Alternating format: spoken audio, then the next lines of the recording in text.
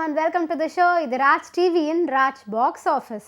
நம்ம ராஜ் பாக்ஸ் ஆஃபீஸில் ரீசெண்டாக என்னென்ன படங்கள்லாம் ரிலீஸ் ஆச்சு அப்படின்னு பார்ப்போம். ரிலீஸ் ஆன படத்தில் நம்ம ரேட்டிங்ஸும் போடுவோம். அப்கமிங்கில் என்னென்ன படங்கள்லாம் ரிலீஸ்க்காக வெயிட்டிங்கில் இருக்குது, இந்த மாதிரி எக்ஸ்க்ளூசிவான எல்லா அப்டேட்ஸுமே நான் கொடுத்துட்ருக்கேன். இன்றைக்கி ஷோலையும் உங்களுக்காகவே இன்னும் பல இன்ட்ரெஸ்டிங்கான அப்டேட்ஸ்லாம் காத்துட்ருக்கு. வாங்க நம்ம ஷோக்குள்ளே போகலாம்.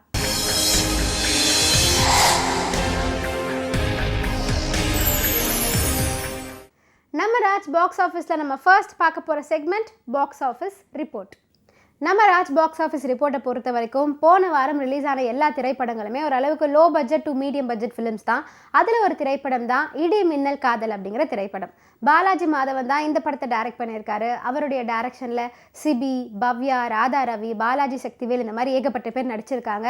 படத்துடைய பட்ஜெட் எவ்வளோ அப்படின்னு பார்த்தீங்கன்னா 5 கோடி ரூபாய் அப்படின்னே சொல்லலாம். அண்ட் இது வரைக்கும் தமிழ் பாக்ஸ் ஆஃபீஸில் இந்த ஒரு வாரத்துடைய கலெக்ஷன் வெறும் 5 லட்சம் தான். அதுவும் ஓப்பனிங் டேல அவங்களுக்கு வெறும் 1 லட்சம் தான் கிடச்சிருக்கு.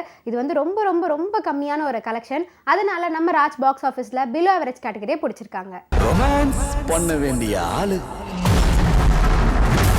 ஆக்ஷனுக்கு வரலாமா? போன வாரம் ரிலீஸ் ஆன திரைப்படம் இடி மின்னல் காதல் மாதிரி வெப்பம் குளிர் மழை அப்படின்னு டைட்டிலில் வந்து இன்னொரு படமும் ரிலீஸ் ஆயிருந்துச்சு. இந்த படத்தை பிரசாந்த் வேதமுத்து தான் டைரக்ட் பண்ணி ரிலீஸ் பண்ணியிருக்காரு. படத்துடைய பட்ஜெட் என்ன அப்படின்னு பார்த்தீங்கன்னா 5 கோடி ரூபாய். இது வரைக்கும் தமிழ் பாக்ஸ் ஆஃபீஸில் இந்த ஒரு வாரத்தில் 4 to 7 lakhs தான் கலெக்ட் பண்ணியிருக்காங்க. இதுவுமே ரொம்ப கம்மியான ஒரு கலெக்ஷன் அப்படின்னு தான் நம்ம சொல்லணும். அதனால நம்ம ராஜ் பாக்ஸ் ஆஃபீஸில் பிலோ ஆவரேஜ் கேட்டகரியை பிடிச்சிருக்காங்க. குழந்தை இல்லாத பிரச்சனைய இந்த ஊரே சேர்ந்து பேசி மனசுலையும் வயத்திலையும் பாரத்தை ஏற்றி வச்சுட்டாங்க. சாய் ரோஷனோட டைரக்ஷனில் ஷாரிக்கோட நடிப்பில் போன வாரம் ரிலீஸ் ஆன ஒரு திரைப்படம் தான் நேற்று இந்த நேரம் அப்படிங்கிற திரைப்படம். இவங்களுமே ஒரு மீடியம் பட்ஜெட் ஃபிலிம் தான் உருவாக்கியிருக்காங்க. இது வரைக்கும் இந்த 1 வீக்கில் தமிழ் பாக்ஸ் ஆஃபீஸ் பொறுத்த வரைக்கும் இவங்க வெறும் 3 லட்சம் தான் எடுத்திருக்காங்க. ஒரு தமிழ் படம் ரிலீஸ் ஆகி ஒரு வாரம் சக்ஸஸ்ஃபுல்லாக தியேட்டரில் ஓடியுமே வெறும் 3 லட்சம் தான் எடுத்திருக்கு அப்படின்னு நினைக்கும் போது இது ரொம்பவே வருத்தமான ஒரு செய்தி தான். அண்ட் நம்ம ராஜ் பாக்ஸ் ஆஃபீஸில் இவங்க எந்த விதமான மாற்றத்தையுமே ஏற்படுத்தலை. கண்ணால் காண்பதும் பொய், காதால் கேட்பதும் பொய், தீர விசாரிப்பதே மெய். ஆனா அந்த விசாரணையே பொய்யா இருந்தா? நம்ம பாக்ஸ் ஆஃபீஸ் ரிப்போர்ட்டை பொறுத்த வரைக்கும் போன வாரம் ஏகப்பட்ட படங்கள் ரிலீஸ் ஆயிருக்கு. ஆனால் நமக்கு தான் தெரில. ஏன்னு கேட்டிங்கன்னா அந்த படம் வந்துச்சா வரலையானே நிறையா சந்தேகங்கள் இருக்குது. அதில் ஒரு திரைப்படம் தான் பூமர் அங்கிள் அப்படிங்கிற திரைப்படம். இந்த படத்தில் யோகி பாபு தான் நடிச்சிருக்காரு. அட்லீஸ்ட் அவரோட ஃபேம்காகவே வந்து இந்த படம் ஓடி இருக்கணும். பட் பெருசாக ஓடலை. இந்த படம் ஈவன் ரிலீஸ் ஆச்சா இல்லையானே இன்னும் நிறைய பேருக்கு டவுட் இருக்குது. ஒரு சில தியேட்டர்ஸில் மட்டும்தான் இந்த படத்தை வந்து ஸ்க்ரீன் பண்ணிட்டு இருக்காங்க. இது வரைக்கும் இந்த 1 வீக்கில் இவங்க 4 லட்சம் கலெக்ட் பண்ணியிருக்காங்க. அதனால பூமர் அங்கிள் பிலோ ஆவரேஜ் கேட்டகரியை பிடிச்சிருக்காங்க. நான் உங்களை கட்டி பிடிச்சி தூங்கலாமா? நான் மேடம் கேள்வி இருங்க, தாப்பால் போட்டு வந்துடுறேன். அது ஓவியா இல்லடா, ஆவிடா. தி பாய்ஸ் அப்படிங்கிற திரைப்படமும் போன வாரம் தான் ரிலீஸ் ஆயிருந்துச்சு. இந்த படத்தை சந்தோஷ் பி ஜெயக்குமார் தான் டைரக்ட் பண்ணியிருந்தாரு. அவரே டைரக்ட் பண்ணது மட்டும் இல்லாமல் இந்த படத்தில் அவரையும் நடிச்சிருக்காரு. அவர் கூட சேர்ந்து இன்னும் நிறையா நோன் ஃபேஸஸ்லாம் நடிச்சிருக்காங்க. இந்த படத்தோடைய பட்ஜெட் என்ன அப்படின்னு பார்த்தீங்கன்னா 6 to 7 crores வந்து இந்த படத்தில் போட்டிருக்காங்க. இது வரைக்கும் எவ்வளோ எடுத்திருக்காங்க அப்படின்னு பார்த்தீங்கன்னா இந்த 1 வீக்கில் தமிழ் பாக்ஸ் ஆஃபீஸ் பொறுத்த வரைக்கும் 9 லட்சம் எடுத்திருக்காங்க. அதனால தி பாய்ஸ் ஆவரேஜ் கேட்டகரி பிடிச்சிருக்கு. அபார்ட்மெண்டில் வசித்து வந்த 5 இளைஞர்கள் தங்களது வீட்டில் இரவில் பார் நடத்தி வந்த சம்பவம் அதிர்ச்சியை ஏற்படுத்தி இருக்கிறது. நம்ம ராஜ் பாக்ஸ் ஆஃபீஸ் பொறுத்த வரைக்கும் போன வாரம் ரிலீஸ் ஆன திரைப்படத்திலேயே கொஞ்சம் நல்ல ரிவ்யூஸ், நல்ல கலெக்ஷன் எடுத்த படம் என்ன அப்படின்னு பார்த்தீங்கன்னா அது நம்ம தமிழ் படம் கிடையாது, வேற லாங்குவேஜ் ஃபிலிம் ஆடு ஜீவிதம் தி கோட் லைஃப் அப்படிங்கிற திரைப்படம் தான். இந்த படத்தில் பிருத்விராஜ் தான் ஹீரோவாக நடிச்சிருக்காரு. ஒரு மலையாள படம் ரிலீஸ் ஆகி இந்தியா ஃபுல்லாக மிகப்பெரிய பஸ் கிரியேட் பண்ணிட்டு இருக்கு அப்படின்னே சொல்லலாம். ஆக்சுவலி சொல்ல போனால் மோலிவுட்னு ஒரு நல்ல ஃபார்மில் இருக்காங்க. அடுத்தடுத்து நிறைய நல்ல படங்களை கொடுத்துட்டு இருக்காங்க. அந்த வரிசையில் வந்த படம் தான் இதுவும். இந்த படத்துடைய பட்ஜெட் என்ன அப்படின்னு பார்த்தீங்கன்னா 80 கோடி ரூபாய். பொதுவாகவே மலையாள ஃபிலிம்ஸ்க்கெல்லாம் வந்துட்டு பெரிய பட்ஜெட் போட்டு படம் எடுக்க மாட்டாங்க. 1-2 படம் அப்படின்னு சொல்லலாம். அதில் ஒரு திரைப்படம் தான் இது. இது வரைக்கும் இந்த 1 வீக்கில் தமிழ் பாக்ஸ் ஆஃபீஸில் மட்டும் 3 கோடி ரூபாய் கலெக்ட் பண்ணியிருக்காங்க. ஆல் ஓவர் இந்தியன் பாக்ஸ் ஆஃபீஸில் எவ்வளோ கலெக்ட் பண்ணியிருக்காங்க அப்படின்னு பார்த்தீங்கன்னா 75 கோடி.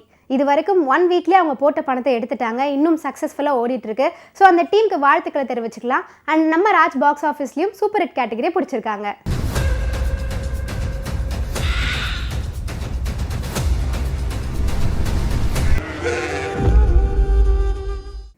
நம்ம ராஜ் பாக்ஸ் ஆஃபீஸில் நம்ம அடுத்ததாக பார்க்க போகிறது இந்த வார நியூ என்ட்ரி. இந்த வார நியூ என்ட்ரி அதாவது ஏப்ரல் 5ஆம் தேதி என்னென்ன படங்கள்லாம் ரிலீஸ் ஆயிருக்கு அப்படிங்கிறத பார்க்கலாம். அதுக்கு ஒரு நாள் முன்னாடி ஏப்ரல் 4ஆம் தேதியே ஒரு படத்தை ரிலீஸ் பண்ணியிருக்காங்க. அதுதான் கல்வன் அப்படிங்கிற திரைப்படம். இந்த படத்தில் ஜிவி பிரகாஷ் தான் ஹீரோவாக நடிச்சிருக்காரு. அவர் கூட இணைந்து பாரதி ராஜா இந்த படத்தில் நடிச்சிருக்காரு.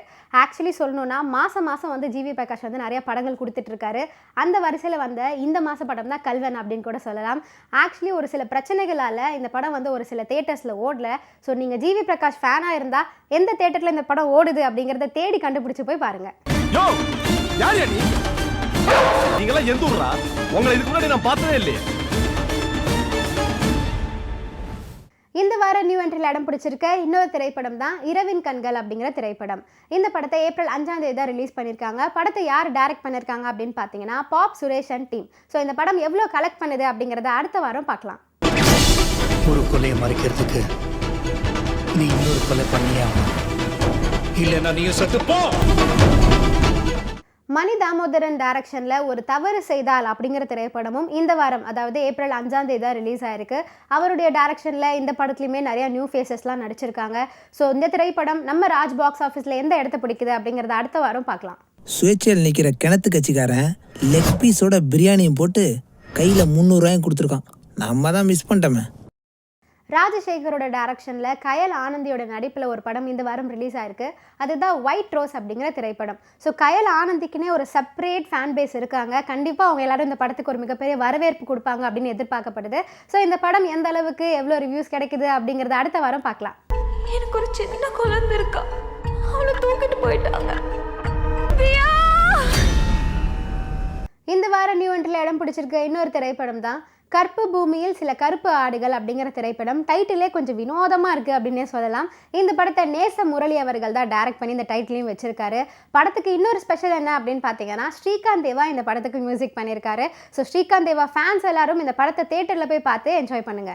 ஐஏஎஸ் படிச்சு நேர்மையான கலெக்டர் ஆகலான்னு வந்த என்ன அரெஸ்ட் பண்ணி உள்ள வச்சிட்டல்ல.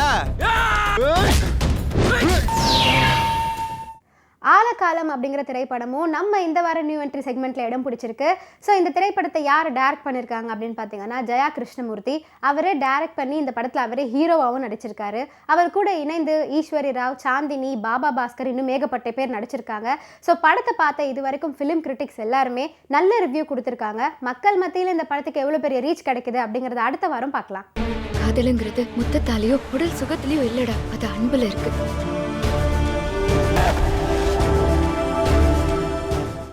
ரெண்டு ஃபீமேல் டேரக்டர் சேர்ந்து ஒரு திரைப்படத்தை உருவாக்கியிருக்காங்க. அதுதான் டபுள் டக்கர் அப்படிங்கிற திரைப்படம். மீனா அண்ட் மஹதி அப்படிங்கிற 2 பேர் தான். அதனால தான் படத்துடைய டைட்டில்லையே டபுள் டக்கர் பை M2 அப்படின்னு வித்தியாசமாக கொடுத்துருக்காங்க. படத்துடைய கான்செப்டுமே ரொம்ப டிஃப்ரெண்ட்டாக தான் இருக்குது அப்படின்னு சொல்கிறாங்க. ஸோ படம் எப்படி இருக்குது அப்படின்னு பார்த்தா தான் தெரியும். நீங்களும் பாருங்கள், நானும் போய் பார்த்துட்டு வந்து அடுத்த வாரம் சொல்கிறேன். யாரு ரைட்டு யாரு லெஃப்ட். இனி உங்களை யாராலையும் காப்பாற்ற முடியாது. ஃபேமிலி ஸ்டார் அப்படிங்கிற திரைப்படமும் இந்த வாரம் ரிலீஸ் ஆயிருக்கு. இந்த படத்தில் விஜய் தேவர்கொண்டா அண்ட் மிருனால் தாக்கூர் இவங்க 2 பேரும் இணைந்து நடிச்சிருக்காங்க. இவங்களுடைய பேரை வந்து ஸ்க்ரீனில் பார்க்கும்போதே ஒரு மாதிரி நல்ல ஒரு வைப் கொடுக்குது. ஸோ கண்டிப்பாக தமிழ் ஆடியன்ஸ் மத்தியில் விஜய் தேவர்கொண்டாக்கும் ஃபேன்ஸ் அதிகமாக இருக்காங்க, மிருனாலுக்கும் ஃபேன்ஸ் அதிகமாக இருக்காங்க. அதனால டவுட்டே கிடையாது, இந்த படம் வந்து நல்லா சூப்பராகவே வந்து போக போகுது அப்படின்னு சொல்லலாம். தமிழில் தான் இந்த படத்தை டப் பண்ணி ரிலீஸ் பண்ணியிருக்காங்க. ஸோ தமிழ் ஆடியன்ஸ் வந்து கவலைப்பட வேணாம், வேறு லாங்குவேஜில் பார்க்கணுன்னு எல்லாரும் உங்கள் ஃப்ரெண்ட்ஸோடு சேர்ந்து போய் இந்த படத்தை பார்த்து என்ஜாய் பண்ணுங்கள். நான் காலேஜுக்கு போகணும், கொஞ்சம் இறக்கி விடுறீங்களா? 1 லிட்டர் பெட்ரோல் போட்டிங்கன்னா இறக்கி விடுறேன். நம்ம ராஜ் பாக்ஸ் ஆஃபீஸில் நம்ம அடுத்ததாக பார்க்க போகிற segment ready for the race segment. நம்ம ரெடி ஃபார் த ரேஸ் செக்மெண்ட்டில் அடுத்த வாரம் அதாவது ஏப்ரல் 12ஆம் தேதி என்னென்ன படங்கள்லாம் ஷெடியூலில் காத்துட்ருக்கு அப்படிங்கிறத பார்க்கலாம். அந்த வகையில் எந்த படம் முதல் இடத்துல இருக்குது அப்படின்னு பார்த்தீங்கன்னா டியர் அப்படிங்கிற திரைப்படம் தான். நான் இப்போ தான் சொன்னேன் மாதம் வந்து ஜிவி பிரகாஷ் ஒரு படம் பண்ணிகிட்ருக்காரு அப்படின்னு. நோ, ஆக்சுவலி அவர் வாரம் கொடுக்குறாரு அப்படின்னு தான் சொல்லணும். ஏன்னா வந்து நம்ம நியூ என்ட்ரியில் தான் சொன்னோம் இந்த வாரம் வந்து கல்வன் ரிலீஸ் ஆயிருக்கு அப்படின்னு. அடுத்த வாரமே ஒரு படத்தை ரெடியாக வந்து ரிலீஸ் பண்ணுறாங்க டியர் அப்படின்னு. இந்த படத்தில் ஜிவி பிரகாஷ் அண்ட் ஐஸ்வர்யா ராஜேஷ் இணைந்து நடிச்சிருக்காங்க. ஆனந்த் ரவிச்சந்திரன் தான் இந்த படத்தை டைரக்ட் பண்ணியிருக்காரு. ஸோ படத்தை வந்து ஒரு நாள் முன்னாடி அதாவது ஏப்ரல் 11ஆம் தேதியே ரிலீஸ் அப்படின்னு அனௌன்ஸ் பண்ணியிருக்காங்க. சொன்ன டேட்டில் இந்த படம் ரிலீஸ் ஆகுதா இல்லையா அப்படிங்கிறத வெயிட் பண்ணி பார்க்கலாம். I'm actually a very, very, very light sleeper. Romeo அப்படிங்கிற திரைப்படமும் நம்ம ரெடி ஃபார் த ரேஸ் செக்மெண்ட்டில் இடம் பிடிச்சிருக்கு. இந்த படத்தில் விஜய் ஆண்டனி, மிர்னாலினி ரவி, யோகி பாபு இன்னும் ஏகப்பட்ட பேர் நடிச்சிருக்காங்க. படத்தை யார் டைரக்ட் பண்ணியிருக்காங்க அப்படின்னு பார்த்தீங்கன்னா விநாயக் வைத்தியநாத். ஸோ இந்த படத்துடைய போஸ்டர் பார்க்கும்போது ரொம்ப வித்தியாசமாக இருந்துச்சு. படம் எந்த அளவுக்கு வித்தியாசமாக இருக்குது அப்படிங்கிறத பார்த்தா தான் தெரிஞ்சுக்க முடியும். அடுத்த வாரம் ரிலீஸ் ஆனதும் ஃப்ரெண்ட்ஸ் அண்ட் ஃபேமிலியோட போய் இந்த படத்தை பார்த்து என்ஜாய் பண்ணுங்க. இன்னைக்கு யாரெல்லாம் உங்க லவரோட சந்தோஷமா இருந்துக்கிறீங்க? கல்யாணத்துக்கு அப்புறம் புருஷனும் பொண்டாட்டியும் ஒரு மாதிரி அன்னுன்னியமா. இதுக்கெல்லாம் உங்களுக்கு ஓகேனா? ஓகேங்க. நம்ம ராஜ் பாக்ஸ் ஆஃபீஸில் நம்ம அடுத்ததாக பார்க்க போகிறது மோஸ்ட் அவைட்டட் செக்மெண்ட். நம்ம மோஸ்ட் அவைட்டட் செக்மெண்ட்டில் இடம் பிடிச்சிருக்க முதல் திரைப்படம் என்ன அப்படின்னு பார்த்தீங்கன்னா அரண்மனை பார்ட் 4 அப்படிங்கிற திரைப்படம் தான். ஆல்ரெடி நம்ம இந்த படத்தோடைய ப்ரீவியஸ் பார்ட்ஸ்லாம் பார்த்துருக்கோம். அரண்மனை 1, 2, 3 எல்லாமே ஓரளவுக்கு நல்ல ரிவ்யூஸ் அண்ட் நல்ல கலெக்ஷன் எடுத்திருக்காங்க. அதில் ஃபர்ஸ்ட் 2 பார்ட் வந்துட்டு பிளாக் பஸ்டர் ஹிட்டெல்லாம் கூட கொடுத்துருக்காங்க. ஸோ அதே மாதிரி ஒரு எக்ஸ்பெக்டேஷனில் தான் இந்த படத்தையும் உருவாக்கியிருக்காரு சுந்தர் சி. அவருடைய டைரக்ஷனில் தமன்னா, ராஷி கண்ணா, யோகி பாபுன்னு மிகப்பெரிய நட்சத்திர பட்டாலுமே இந்த படத்தில் இருக்காங்க. ஸோ இந்த படத்துக்கு எவ்வளோ பெரிய வரவேற்பு கிடைக்குது அப்படிங்கிறத வெயிட் பண்ணி பார்க்கலாம். என் தங்கச்சி சாவு தற்கொலை இல்லை. இன்றைக்கி நம்ம ராஜ் பாக்ஸ் ஆஃபீஸில் உங்களுக்காகவே எக்ஸ்க்ளூசிவான எல்லா மூவி அப்டேட்ஸுமே கொடுத்தேன். இதெல்லாம் கேட்டு என்ஜாய் பண்ணியிருப்பீங்கன்னு நினைக்கிறேன். இதே மாதிரி இன்னொரு ஷோவில் உங்கள் எல்லாரையும் வந்து நான் சந்திக்கிறேன். அது வரைக்கும் ta-ta bye bye from Vijay Narmada. You வாட்சிங் மீ ஆன் ராஜ் டிவி.